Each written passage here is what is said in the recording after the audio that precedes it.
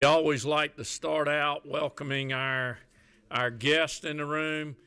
Educators, hold your hand up for a second. Let me see the educators in the room. There you go. Y'all help me welcome them. Again, I'm going to call you my heroes and the state heroes and daily heroes. So thank you, educators, for what you do every day. Excited to well, let's begin with a prayer. Representative Clark down there, would you, what number are you, and would you open us with prayer? 27. Let's bow our heads. Dear Lord, just thank you for today, and I just ask that you be with us in this committee, God, that everything that we work on, we pass, that we do it to honor you and to put the kids first, God, and we just thank you for our blessings, God. Thank you for today, and just be with everybody as they head home, and for tomorrow, for crossover day, God. We thank you for all the blessings. In the name of Lord Jesus, amen. Amen. Thank you, Representative. Let me state this. Let's do a little housekeeping for a moment with everybody. We have this room for an hour. We have 4 bills, members, to look at, 4 good bills. Of course, we can always refine them to make them better, as you know. So we do need to move quickly through these bills. So I would ask you, members, for your questions to be on target for me today. We all know we have a cutoff for bills tomorrow and crossover. So we need to see what needs to move today and what doesn't. We also, in full committee, since we haven't been in subcommittee, we're going to allow public participation at the full committee today. So guests, I believe we have a sign-up sheet right down there. If any of these 4 bills that you want to speak to, you are welcome to sign up. It's right down there, as the intern is showing you. So sign up as at your will. What I want to state to members as we kick this off, we currently have 72 bills in education that we are reviewing to look to move. This is the first year of the biennial. I'll tell you, so none of those bills are dead as of tomorrow. It just means that only certain ones will move through for this part of the biennial. There are 68 of them are House bills. So thank you for your hard work. That's a big number. A lot of activity, a lot of good. There were 17 bills passed out of full committee. 11 bills. 11 bills, let me see, have passed the House floor. So that you get some inkling of your hard work here, members. That puts you in second place out of all of the committees that we have in the House. And I believe, Chairman Dubik, you probably know this, over 40 committees in the House. I think it's approximately 40. So you have the second most. By the way, Ways and Means has the most at this current time. So I will tell you, I'm proud of you, proud of the work that you are doing. I'm proud of what's getting passed, the refinement of the bills. And I know it was a long day yesterday, and we brought you back in today. And I know it'll be a long day tomorrow, but I ask you to keep your energy. I'm pushing the bills that we have passed in rules and trying to get them to the floor so they can be discussed. I think they will help the education of the children in this state. So be aware of that, and we're going to do the same with these 4 that we have here. I'm going to start, if you want to, Chairman Dubnik, to come on down. Yes to that. So if you would.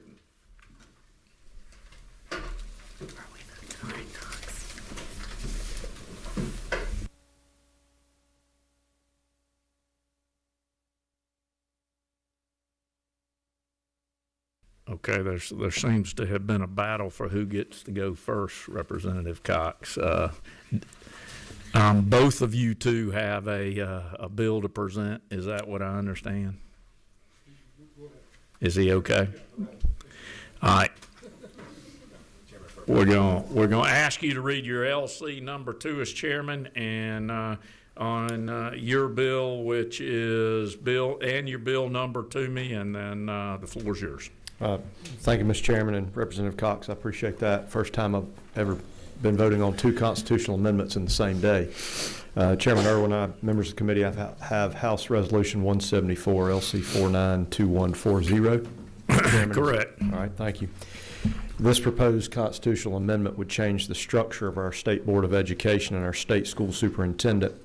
Currently, our 180 local school systems in Georgia elect their school board. That board then recruits, hires, and partners with the local school superintendent. If you will, members, look at lines 1 through 53. That simply clarifies the status of the election of constitutional officers as would be contemplated in 2026, and that the election in 2026 of our state school superintendent would be status quo and exactly the same as what we did in 2022. If you will, then sections 2, 3, and 4 begin to contemplate future elections that would not include the state school superintendent on the ballot. I'm getting there to explain. Section 5 reaffirms that the state school superintendent, once again, will be on the 26th ballot. Beginning on line 94 in section 6, this contemplates the change in the selection process for the state school board. Currently, our state school board members are appointed by the governor, with 1 board member from each of Georgia's 14 congressional districts. Raise your hand if you've been through one of our DOT board elections, right? We're copying and pasting. We're good at that at Georgia Tech and not reinventing the wheel. So we are copying what we're doing with the DOT board elections, where the state school board would now be elected, again, by congressional district the same way as the DOT board. In other words, the House, members of the House and the Senate who have any portion of that congressional district would vote. The bill does state that any current state school board member who is serving on December 31st of 2026 shall be allowed to remain in office until the expiration of their term. We're not trying to pull the rug out from any current state school board members. State school board members would then serve a 2-year term as opposed to the current 7-year term. Section 7, beginning on line 115, defines that the state school board will appoint a new state school superintendent on or after January 1 of 31. This could happen sooner based on the resignation, the death, or the removal of the state school superintendent that this state elects in November 26. In closing, line 125 offers that no current state school board member shall or will be allowed to become the state school superintendent during their term. Can't do both. Sounds obvious. And Section 8 offers the question that would actually be on the November 2026 ballot to change the Georgia Constitution. Mr. Chairman, members of the committee, that's the resolution. Be happy to answer any questions. Thank you. Thank you, Mr. Chairman. Moving quickly through the questions. Number 14. Thank you, Chairman. Good afternoon, sir. 2 things. One, what has triggered this move to eliminate the state school superintendent as a constitutional officer? And if, in fact, this measure passes and people deem this necessary, how will this benefit education in Georgia? First, why, and then the what? Yeah, great question. I appreciate that. To your first question, this is what we do for 180 school systems. It works locally that we elect a school board who then recruit and hire and work in partnership with that state school, that local school superintendent. So I believe this brings alignment at the state level with what we do locally. And I also furthermore believe that right now we don't want to have the question of, we have a constitutionally elected officer and we have board members that are appointed by the governor. We're looking for those who are working in tandem and a board who could then again go recruit and hire that individual. I believe that'll bring more synergy. I believe that'll bring more efficiency, more alignment with the direction that the state school board can work in conjunction with the state school superintendent to take education policy forward in the state of Georgia. So you're saying that this change is so that we're in line And honestly, that will probably concern me even more when I see some of the actions of some of the local school boards and how they have removed superintendents sometimes for no reasons.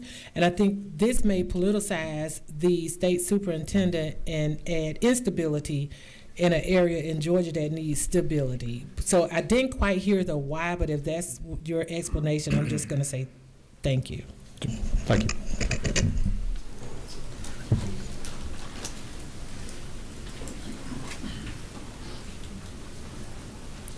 Number 24, I believe you were next. Now, get the best question, please. Thank you, Mr. Chairman. As Chairman of Information Audits, we're trying to catch up to education on a number of bills. But two quick questions. Did you contemplate an appointment by the governor? Governor sets education policy to a large degree in the state. Why not have the governor appoint as opposed to the state election board? And number two, I share some of the same concerns as my colleagues. In Gwinnett County, we've just fired our second school superintendent in the last 4 years, creating a good bit of chaos and expense to the county. Comment on that, I guess. Yeah. To your first question, yes, Mr. Chairman, we did contemplate appointment by the governor. This is the direction that we chose to go in this resolution. Certainly happy to entertain any thoughts, the will of this committee, or input from outside. Yes, Mr. Chairman, I'm very aware of what's going on in Gwinnett County. Sorry that that's the case, and certainly respect that.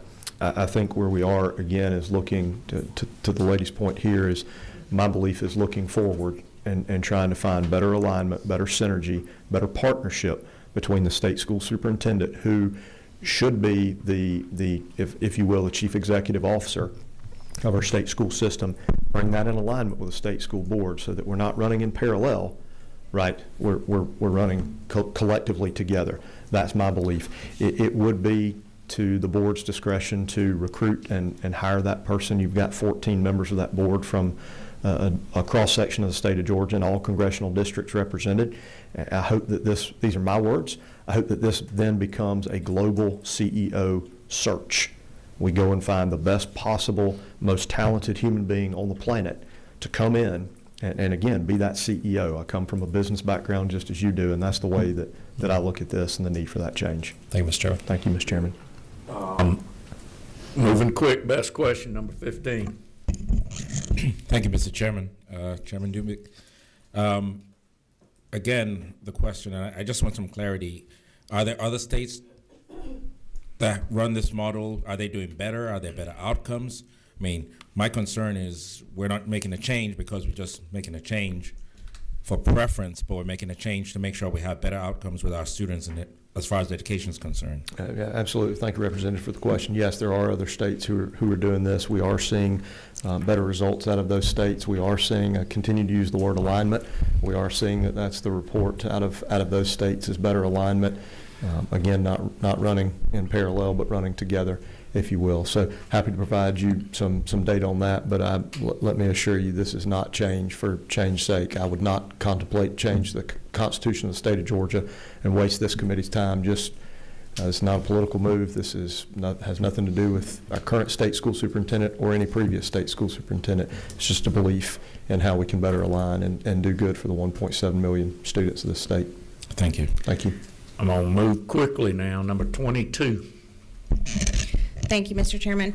I have a question about the terms of the board members. Can you just give me your thought process on making those 2-year terms instead of a 4? My thought there was that would mirror what we are elected to in the legislature, and since we would be the ones voting on them, that was just bringing that in parallel. But to the lady's question, I'd be certainly open to. Okay. And are they staggered? Would they be staggered? It does state in the bill that the legislature would need to come up with rules and regulations for how those terms, how the chairman is selected, et cetera. So certainly happy to entertain that, but did not place that in the bill, the resolution at this time. Thank you. All right, we're going to go on to number 1, and again, move quick. Thank you, Chairman. I just wanted to piggyback on the 2-year terms that are here on line 100. So I'm wondering, how do we get synergy and outcomes in 2 years, especially when we're trying to move from a literacy rate that is below 50% to much higher and get our students to the marketplace ready for work? Great question, and I would simply offer the same. I've asked the same question about our own elections. They occur every 2 years. I joke that when I came in this seat, my predecessor had been here 22 years. He left me 9 rules of being successful in the legislature, and 2 out of the 9 had to do with finding the bathrooms. I thought that was a joke, and then in the 3rd year I realized there aren't restrooms on every floor in the Capitol. So I say that in all sincerity. It again, to Chairman Ballard's point, this is simply putting it in line with us, but I'm open to the will of the committee and happy to answer consider any changes the committee may feel necessary.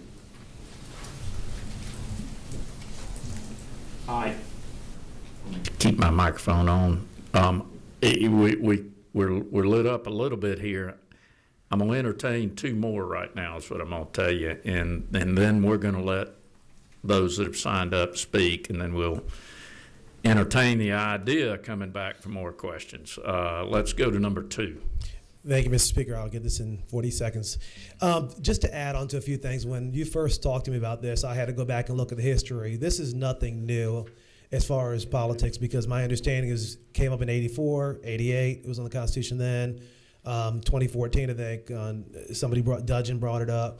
So the reality is that out of 50 states, only 12 actually elect the superintendent. Out of that, only 8 are partisan races. So the majority are either appointed by the board or by the governor themselves. And I much prefer to have whatever party you're in. Is it not true that this would give you an opportunity to have a voice on that state school board, whether you're in the minority or majority party? Because most likely, like the DOT board, which I will say is not partisan, and that's the way we do it.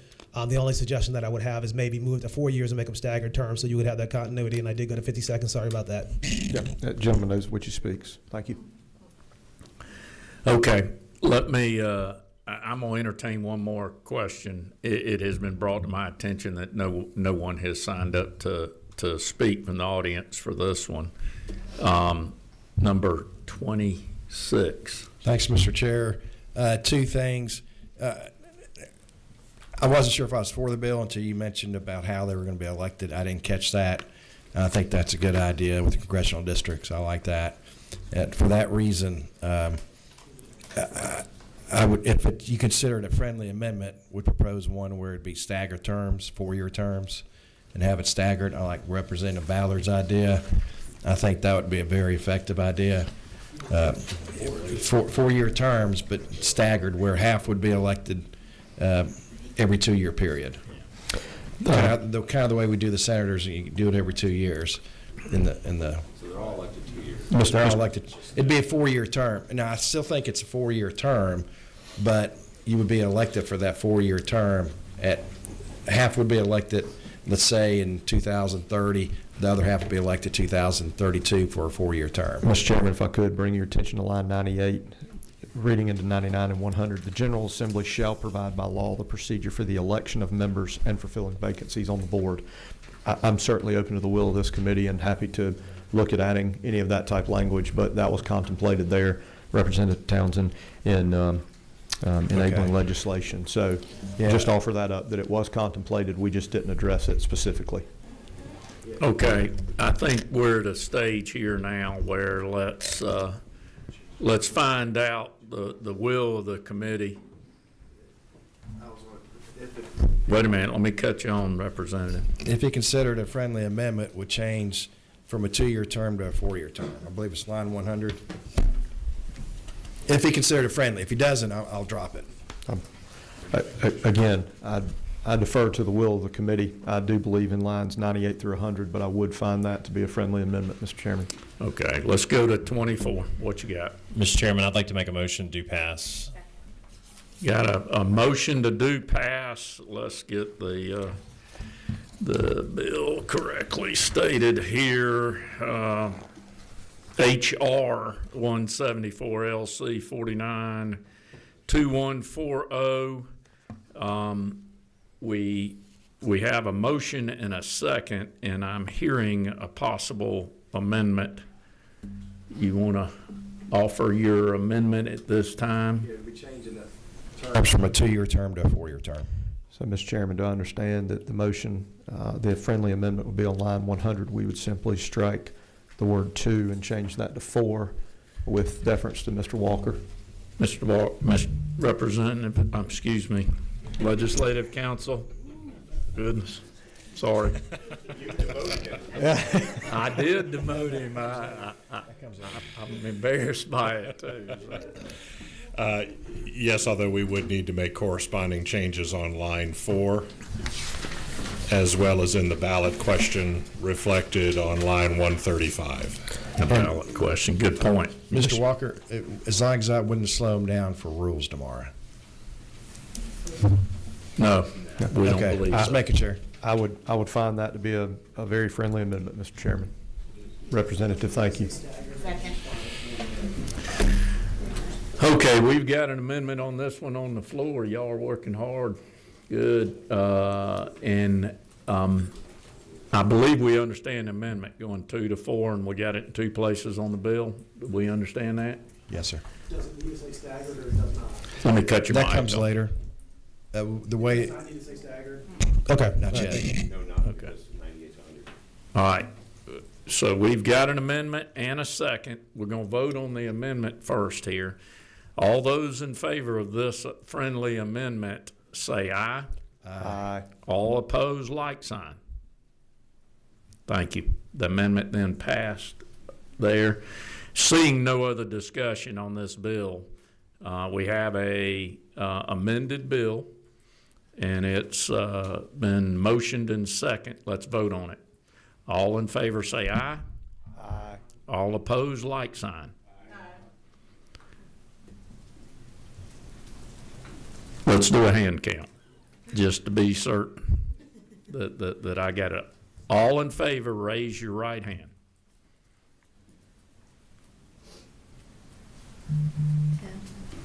Okay. All opposed to this bill, raise your right hand. Bill passes. Thank Mr. you. Chairman, thank you, committee. All right. Representative Cox, I believe your bill is up next. I'm going to ask you to do the exact same thing that the previous author did, and that is to read your bill number and your LC number to us, please. Thank you, Chairman. House Bill 383, LC number 492009. That's what we got. You've got the floor. Okay, this bill is putting guardrails around NIL and high school sports.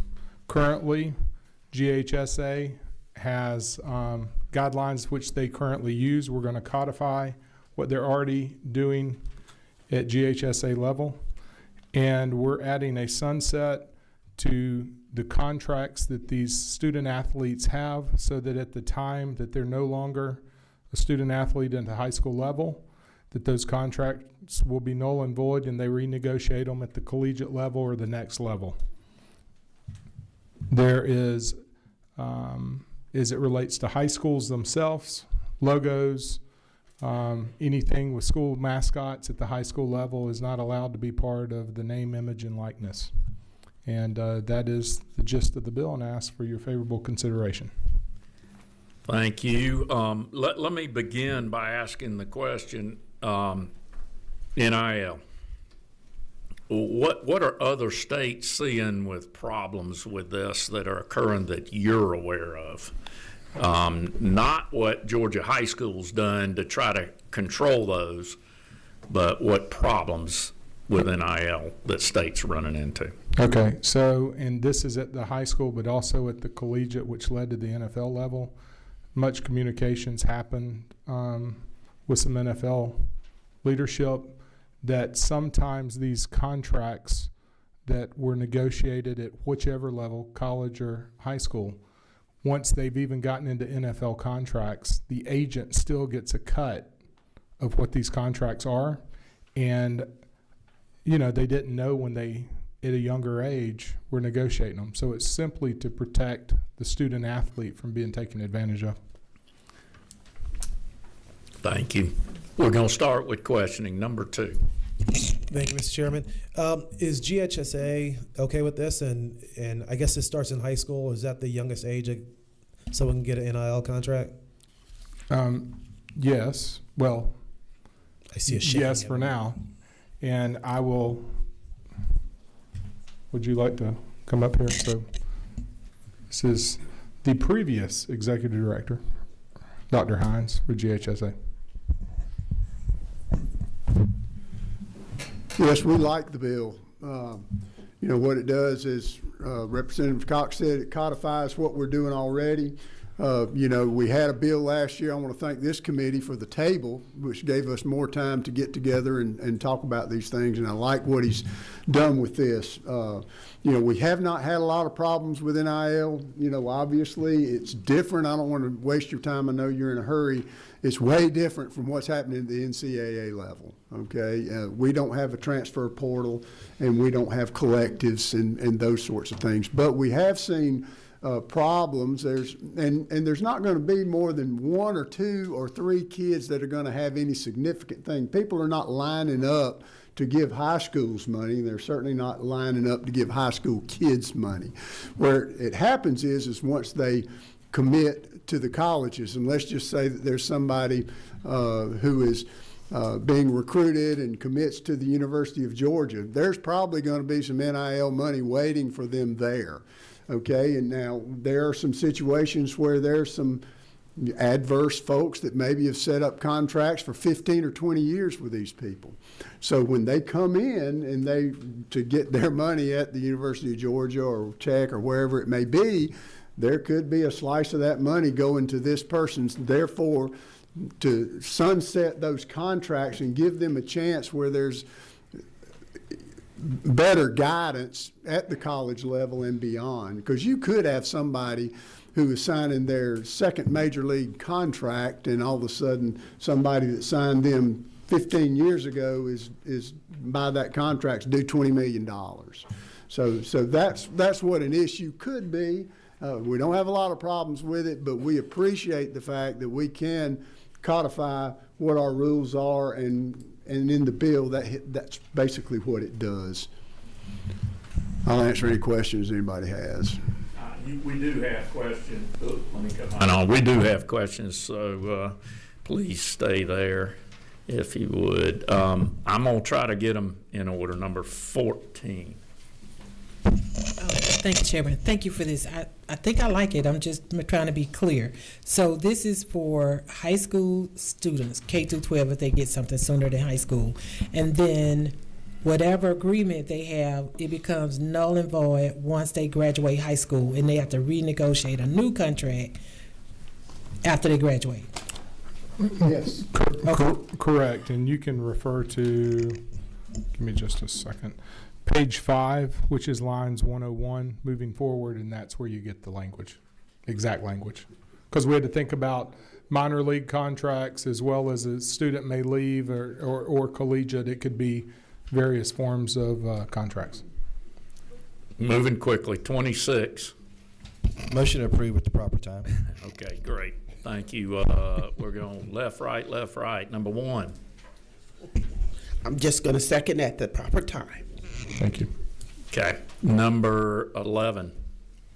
Thank you, Representative, for bringing this. My ignorance on Article 6, and I'm definitely just trying to understand what is 123 to 127, that exception, and possibly the gentleman to your right might have some color on that. I'm just trying to understand about the public school receiving funding. I know we're always trying to find ways for our public schools to receive funding. So what is Article 6 and how does that apply to this? Give me just a second. No, please. Maybe Leg Council might have some color, or in this case, Representative We'll allow Walker. him to. Actually, it may be chair. Just kidding, chair lady. Article 6 is the Quality Basic Education Act. Okay. That just encompasses everything? Yes. Okay. State funding. Thank you. All right, we're going to take one more on this then, would be number 29. The only thing I was curious is, do you know how many current student athletes in Georgia have negotiated NIL agreements right now? I do. there are 57 currently right now. I don't want to say not of any significance, but I'm just going to be honest with you. The majority of those are, like for instance, in Lamar County at Mama's Kitchen. That guy gets one female and one male every year, and they get a free couple of meals at the restaurant if they put on their social media that Mama's Kitchen is great. And it is. I've eaten there. Okay, thank you. 57 students, thank you. Okay, it is the proper time, Representative Townsend. Wait a minute, let me put your microphone on. There you go. Motion do pass. Okay, we've got a motion to pass. Do we have a second? I hear a second too. Representative, thank you for this bill. I know you worked a couple of years quite hard on it. Thank you, GHSA, for joining in with them. All right, we have. We still need to vote on it, right? We're about to. Oh, good. House Okay. Bill 383. I thought he was going to the next bill. Hey, don't think you got there yet. No, I was like, we got a pretty strong arm throwing down to second base. So LC 492009. That is what we're voting on right now. We've got a motion to approve and a second. All in favor say aye. All opposed, like sign. Okay. Your bill carries. Thank you. Thank you.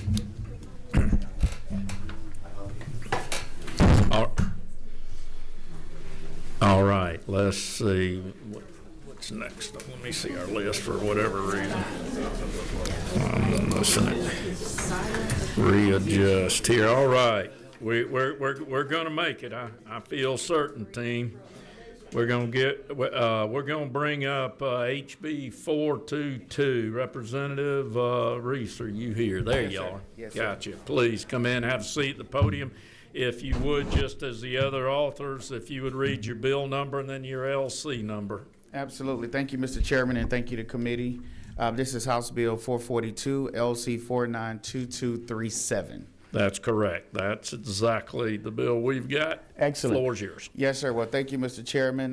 What this bill here does is the state of Georgia, and rightfully so, has committed a lot of resources to draw the film industry to our state. And I tell you, I don't know about you, but when I watch a movie and see that peach at the end, it just brings a certain amount of pride knowing that we are doing this right here in our own state. I talked to some parents a couple years ago who brought a concern to me that they actually experienced firsthand. It was a group of midget league players on a football team, and the entire team was recruited to be a part of a movie set. And what the parents realized is that the students who spent more than 10 days out of school were in very close danger of being retained for the year. So what this bill attempts to do is to bring us in line with other states. Mr. Chairman, with your wisdom, I talked to you about it, and we put a 25-day cap in here, and I thank you for that. Your input made this bill better. But what it does is it says that our students here in Georgia will have up to 25 days following the provisions of this bill here to participate on a movie set that has a certified teacher in which they're actually doing the work that they would be missing. And it's at the discretion of the educators because the leading person at that school has to approve the actual participation of that student. And so this is where we are with this bill. Mr. Chairman, as someone who sits on the Economic Development and Tourism Committee, I get a front row seat of how important the film industry is to our state. And I'm glad to have our chairman on this bill with us, supporting this bill as well for our students. And I don't think we have to ship in kids from California or New York or Texas to do films here in Georgia. Our kids are capable. They're bright. They're brilliant. This is introducing them to the arts. This is allowing them to engage in the film industry. And for some families in Georgia, it's actually helping them with some additional income for those students that are contractually able to participate. And that's the bill, Mr. Chairman. Great. Thank you, and thank you for this bill, Representative. Well thought out. We've got the Christmas tree going pretty good, so I'm going to try to punch them out, remembering that we've got a stop at 2 o'clock. As you've seen, we've got other members starting to come in for the next meeting in this room. Number 26. Thanks, Mr. Chair. Two things. First, I love the bill. As you can tell, I signed on to it. But I want to make sure the 25 days, we should be doing this anyway. I know school systems can do it. and I appreciate the 25 days. I just want to make sure if school systems want to go beyond 25 days to allow this, we don't have to change the wording to make sure they can go beyond 25 days. I don't want to limit it. And then second, at the proper time.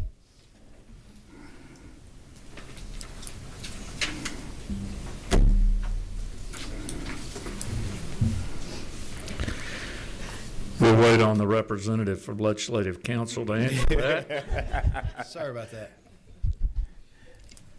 And I wouldn't be opposed to that language, Mr. Chairman. And thank you for your input on this. I had a conversation with you, and as a former educator, it was important that I had your input on this bill. So thank you, sir.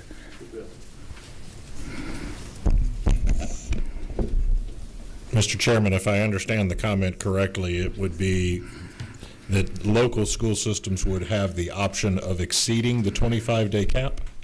Correct. I mean, we don't have to put it in there if it's understood That way, I just want to make sure it's understood that school systems still have an option of going beyond the 25.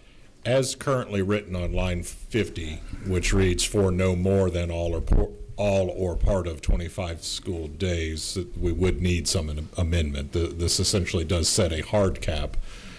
If the intention is to give local school systems the discretion to exceed that, one option would be to remove that cap, or I would just beg for a little time to figure out how to untie that knot a little bit. Yeah, it would be a friendly amendment. It can wait if it needs to get until it gets to the Senate or whatever. Yes, sir. I guess my question would be right now, and this is for Legislative Council, for students that are currently in school that needs to spend more than 10 days, because 10 days seems to be the threshold. What's the general operation of our administrators? Is that at the discretion? And if so, I don't see how this will impact that if they do still have that discretion. Point is taken. The issue here is that because the legislature here would be expressly saying that it can be no more than 25 days, you've got to provide for some exception to that limitation. So we can say It's no more than different 25 days. If you were silent, then you have all the flexibility that you might want the locals to have at the local level, but because the state would be imposing here a cap that shall not exceed 25 days, there would need to be some language that would provide for a workaround on that cap. I can withdraw, Mr. I can withdraw that request. We can talk about it later. Yeah, I think that's a good idea because the chairman made the recommendation of 25 days. He did. Number one. At the proper time, do pass. Thank you. I'm going to try to get to as many of you as I can, 23. Thank you, Mr. Chair. Just a quick question. When you go from the 10 days to the 25 days, that's a long time to have kids there. Is there a checkup kind of halfway on their grades in case they got a little distracted in the process?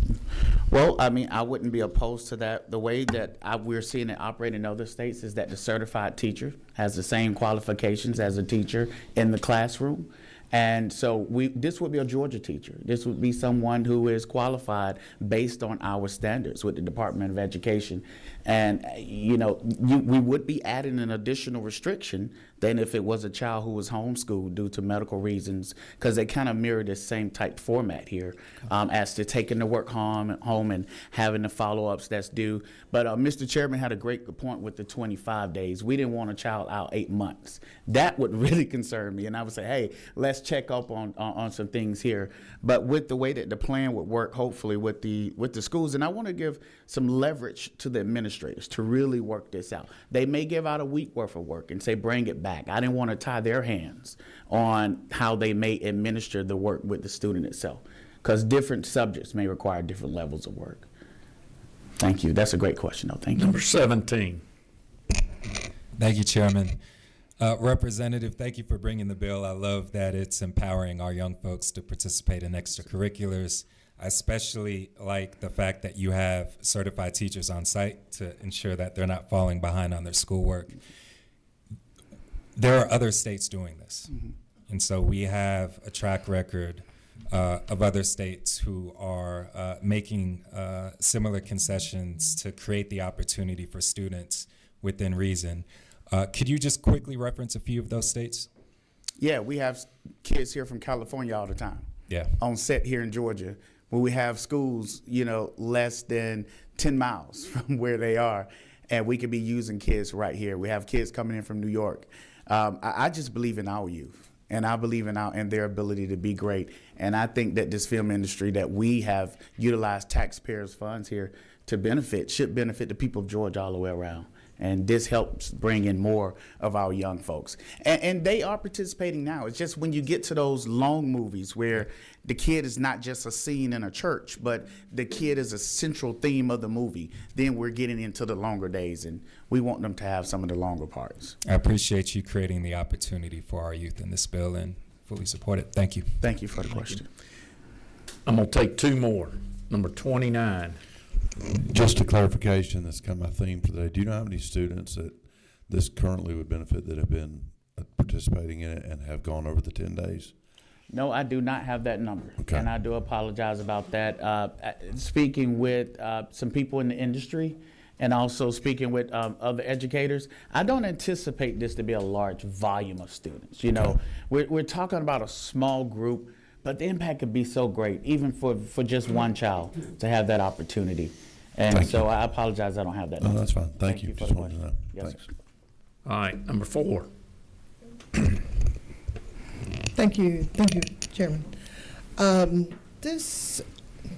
you for the bill, Representative Reese. I think that it's a good look forward, especially for the industry and then for the children that are needed. But I wanted to ask Legislative Council, have we seen this bill before? It feels like I've passed this before. We did. Thank you. Thank you, Courtney. Not the exact bill, but it's House Bill 4. Okay, all right. So, but the question though is for the students that missed their classwork, what would be the timeline for that completion, and who would be responsible? I'm sorry, ask that again, please. For the children that when they miss classwork. Mm-hmm. So, what would be the timeline for the completion, and who's responsible for enforcing? Thank you, and that's a good question, and it's one that I actually toss back and forth. And after speaking with some educators, they asked that they be given the discretion to set those timelines based on the actual work for the student themselves. So it would be part of their greater curriculum plan that is presented to them once the school learns that this child has engaged in this contract and need these services to be educated off site. They are going to create a plan that works for that child. So it'll be a workaround between the actual administrators and the child's homeroom teachers, the ones that work with that student every day. And Representative Parrish, Macon is doing a phenomenal job with the film industry. There's so many movies that we're seeing the backdrop of downtown Macon and what it has to show. So I would love to see more of our kids from Bibb County as a part of this product. Yes. Thank you. Good. Thank you for the question. Thank you, sir. Yes, Thank sir. you, Chairman. Thank you. Okay, we're going to move on. What's the will of the committee? Do we have a motion for due pass of the? Who was that? Motion to due pass. Do we have a second? Here in a second. We've got that. All right, let's look at this number again, make sure we've got it right. House Bill 442, which is LC 492237 is what we're voting on, members. All in favor say aye. Aye. All opposed, like sign. Your bill carries. Let's get it moving. Thank you, you, Mr. Representative. Yes, sir. Thank you, committee. As long as it doesn't give them NIL. No, NIL over here. He just wanted to vote no one time today. All right, we need a motion to take a bill off the table. We have a motion. Do we have a second? We do have a motion and a second to take HB 133, which we heard in subcommittee last week, I believe, so we can reintroduce it here for full committee to hear it. So, Representative, would you come down to the podium? We're going to try the remainder of our time. Okay.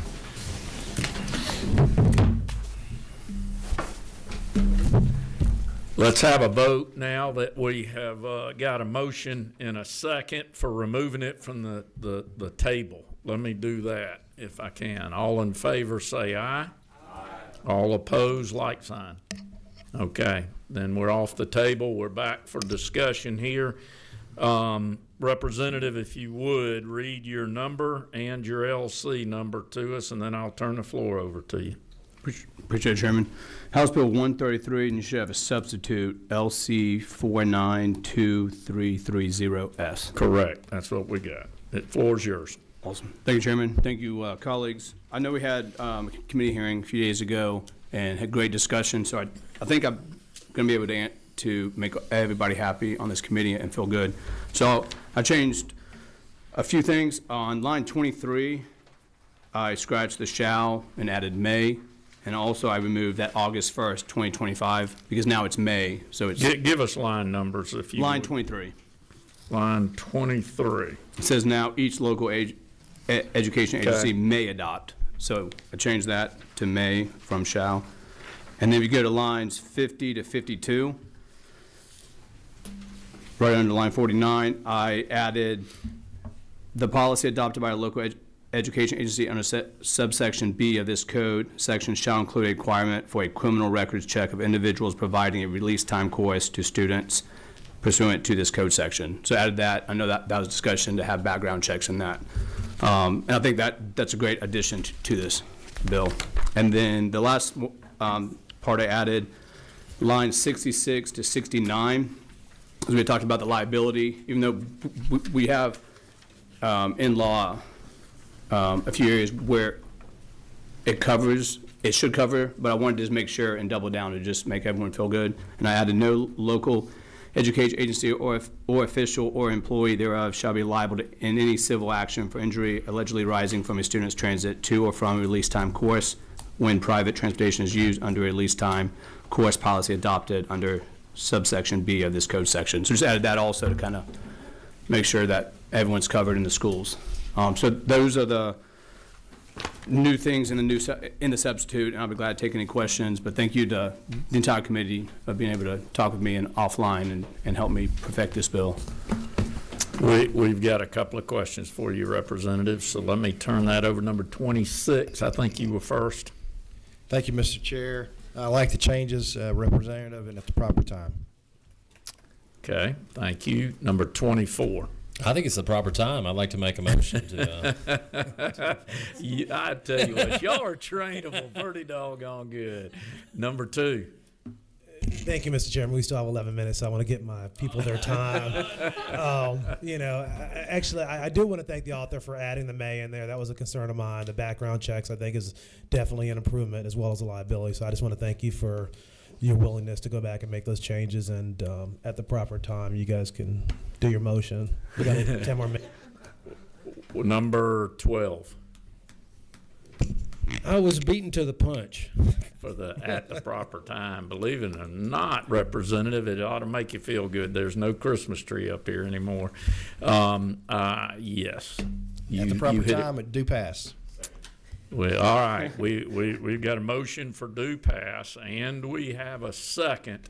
I will tell you that we had offered to have public participation here. We're going to skip you if that's okay with you, because you got to talk a little bit, I think, in subcommittee, if that's all right. And we're going to move on. We were allowing public participation because we had not been through subcommittee. This bill has been in subcommittee, Representative. All right, we have a motion to do pass and a second. All in favor say aye. Aye. All opposed, like sign. This bill carries. Thank you. Get it moving, thank you, please. committee. Thank you, members. Appreciate you. Get ready for tomorrow. Remember to bring your phone chargers with you tomorrow. You might need it. It's a little bit of a big day. Bring your phone. I only know one.